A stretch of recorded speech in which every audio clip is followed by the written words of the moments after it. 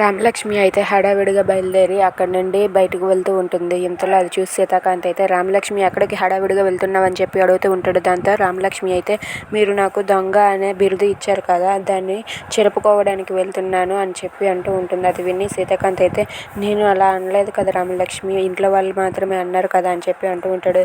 మరి వాళ్ళు అన్నప్పుడు మీరు కూడా ఏం సమాధానం చెప్పకుండా అలా మౌనంగా ఉన్నారంటే మీరు కూడా దాన్ని సమర్థించినట్టే కదా అని చెప్పి రామలక్ష్మి అంటూ ఉంటుంది. అది విని సీతాకాంత్ అయితే ఇలా అంటూ ఉంటాడు. కొన్ని పరిస్థితుల వల్ల నేను అప్పుడు మౌనంగా ఉండవలసి వచ్చింది, అర్థం చేసుకో రామలక్ష్మి అని చెప్పి అంటూ ఉంటాడు. అయినా సరే రామలక్ష్మి సరేలేండి, మీరు కూడా నన్ను దొంగ అనే నిరూపించారు, నేను వెళ్ళాలి, నాకు టైం అవుతుంది అని చెప్పి అక్కడి నుండి అయితే రామలక్ష్మి వెళ్ళిపోతూ ఉంటుంది. అది చూసి సీతాకాంత్ అయితే రామలక్ష్మి ఒక్కసారి నేను చెప్పేది విను, ఆగు అని చెప్పి అంటూ ఉంటాడు. అయినా సరే రామలక్ష్మి పట్టించుకోకుండా అక్కడి నుండి వెళ్ళిపోతుంది. అది చూసి సీతాకాంత్ అయితే బాధపడుతూ ఉంటాడు. If you like this video please subscribe our channel.